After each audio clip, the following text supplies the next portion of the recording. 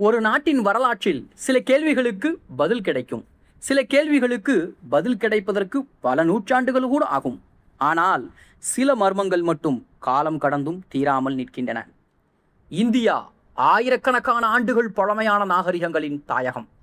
இங்கே எண்ணற்ற வரலாற்று மர்மங்கள் இருக்கின்றன.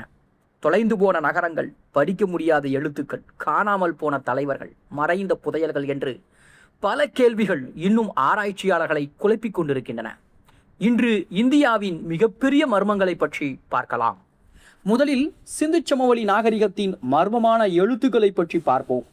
கிமு 2600 முதல் கிமு 1900 வரை வளர்ச்சி பெற்ற இந்த நாகரிகம் உலகின் மிக பழமையான நகர நாகரிகங்களில் ஒன்றாக கருதப்படுகிறது.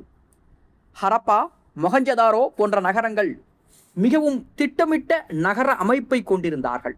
ஆனால் அவர்கள் பயன்படுத்திய எழுத்து முறை இன்று வரை படிக்கப்படவில்லை. ஆயிரக்கணக்கான முத்திரைகள் மற்றும் கல்வெட்டுகள் கண்டுபிடிக்கப்பட்டிருக்கின்றன. அவற்றிலே விலங்குகளின் உருவங்களும் சிறிய குறியீடுகளும் காணப்படுகின்றன. ஆனால் அவை எந்த மொழி, என்ன அர்த்தம் என்பதை யாராலும் உறுதியாக சொல்ல முடியவில்லை.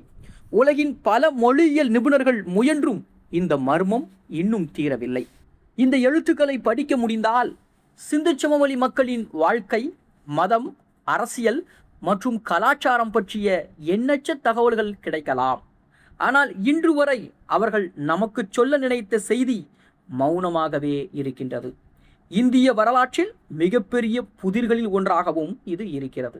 அடுத்த மர்மம் நேதாஜி சுபாஷ் சந்திரபோஸின் காணாமல் போன சம்பவம்.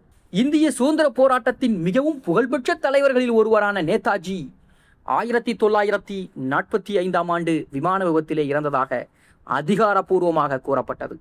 ஆனால் இதை பலரும் ஏற்கவில்லை. சிலர் அவர் விபத்தில் இறக்கவில்லை என்று நம்புகின்றார்கள். சிலர் அவர் சோவியத் ஒன்றியத்திற்கு சென்றதாகவும் கூறுகிறார்கள். இன்னும் சிலரோ இந்தியாவிலேயே வேறு பெயரில் வாழ்ந்ததாகவும் கூட கூறுகிறார்கள். பல விசாரணை கமிஷன்கள் அமைக்கப்பட்டாலும் நேதாஜியின் இறுதி நாட்கள் குறித்து முழுமையான பதில்கள் இன்னும் கிடைக்கவில்லை. இன்று வரை இந்தியாவில் நேதாஜி மர்மம் பற்றிய விவாதங்கள் தொடர்கின்றன. உண்மையிலேயே என்ன நடந்தது? அவர் விமான விபத்தில் இறந்தாரா அல்லது உயிருடன் தப்பினாரா? இந்த கேள்வி இன்னும் பலரின் மனதில் பதிலின்றி இருக்கின்றது. அதைத் தொடர்ந்து பீகாரில் உள்ள சோனே பண்டார் குகைகளுக்கு செல்வோம். இந்த பழமையான குகைகள் வெளிப்படையாக சாதாரண பாறை குகைகள் போல தோன்றினாலும் அவற்றை பற்றி ஒரு பிரபலமான புராண கதையும் இருக்கின்றது. அந்த குகைக்குள் புதையல்கள் மறைக்கப்பட்டிருப்பதாகவும் நம்பப்படுகிறது.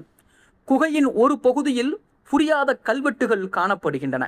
அந்த கல்வெட்டுகளில் புதையலை திறக்கும் ரகசியம் இருப்பதாக கூட சிலர் கூறுகிறார்கள். பிரிட்டிஷ் ஆட்சி காலத்திலும் இந்த குகையின் சுவரை உடைப்பதற்கு முயற்சித்ததாகவும் கதைகள் உள்ளன. ஆனால் வெற்றி கிடைக்கவில்லை. உண்மையில் அங்கே புதையல் இருக்கிறதா அல்லது இல்லையா என்பது யாருக்கும் தெரியாது. இருந்தாலும் சோனே பண்டார் குகைகள் இன்று வரை இந்தியாவின் மிகவும் பிரபலமான புதையல் மர்மங்களில் ஒன்றாகவே தொடர்கிறது. அடுத்ததாக இந்தியாவின் மிகவும் பிரபலமான மர்மங்களில் ஒன்றான குமரிக்கண்டத்தை பற்றி பார்ப்போம். குறிப்பாக தமிழர்களிடையே இந்த பெயர் மிகவும் அறிமுகமானது. ஆயிரக்கணக்கான ஆண்டுகளுக்கு முன்பு இந்திய பெருங்கடலில் ஒரு பெரிய நிலப்பரப்பு இருந்ததாகவும் அங்கே ஒரு மேம்பட்ட தமிழ் நாகரிகம் வாழ்ந்ததாகவும் சிலர் நம்புகிறார்கள். இந்த நிலப்பரப்பே பின்பு கடலுக்குள் மூழ்கி மறைந்து விட்டதாகவும் கூறப்படுகிறது. சில தமிழ் இலக்கிய விளக்கங்களிலும் பழைய கருத்துக்களிலும் கடலால் விழுங்கப்பட்ட நிலங்கள் பற்றிய குறிப்புகளும் காணப்படுகின்றன.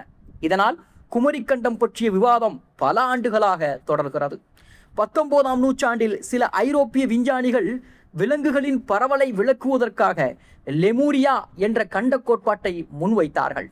பின்பு இது குமரிக்கண்டத்தோடும் தொடர்புபடுத்தப்பட்டது.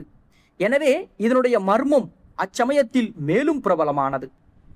ஆனாலும் நவீன புவியியல் அறிவியல், கண்டங்கள் நகரும் விதம் மற்றும் கடலடி ஆய்வுகள் ஆகியவற்றின் மூலம் இன்னும் குமரிக்கண்டம் மற்றும் லெமூரியா பற்றிய ஆய்வுகள் தொடர்கின்றன.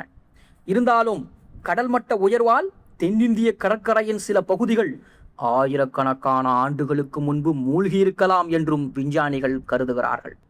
அடுத்தது மௌரிய பேரரசின் புகழ்பெற்ற மன்னரான அசோகனை பற்றிய ஒரு மர்மத்தை பார்ப்போம். இந்திய வரலாற்றின் மிக சக்தி வாய்ந்த அரசர்களில் ஒருவராக இருந்த அசோகன் மிகப்பெரிய செல்வங்களை கட்டுப்படுத்தி இருந்தார். ஆனால் அவரது பேரரசின் செல்வங்களில் ஒரு பகுதி எங்கே சென்றது என்பது தெளிவாக தெரியவில்லை.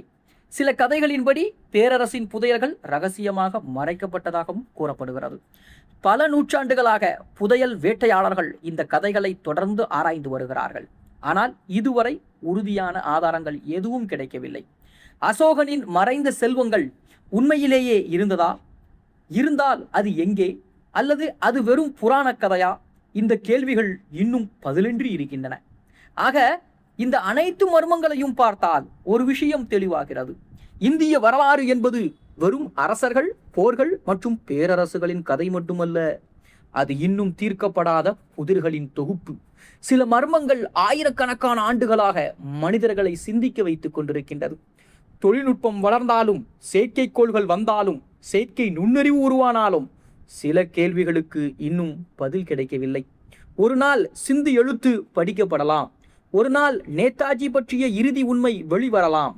ஒரு நாள் கடலுக்கடியில் மறைந்த தமிழ் நாகரிகத்தை பற்றி உலகம் முழுமையாக விளங்கலாம். ஆனால் அந்த நாள் வரும் வரை இந்த மர்மங்கள் இந்திய வரலாற்றின் மிகப்பெரிய புதிர்களாகவே தொடரும். பதிலில்லாத கேள்விகள் மனிதர்களை எப்போதுமே கவர்கின்றன. அதனால்தான் இந்தியாவின் இந்த மர்மங்கள் நூற்றாண்டுகள் கடந்தும் மக்களின் கற்பனைகளையும் ஆர்வத்தையும் தூண்டிக்கொண்டே இருக்கின்றது.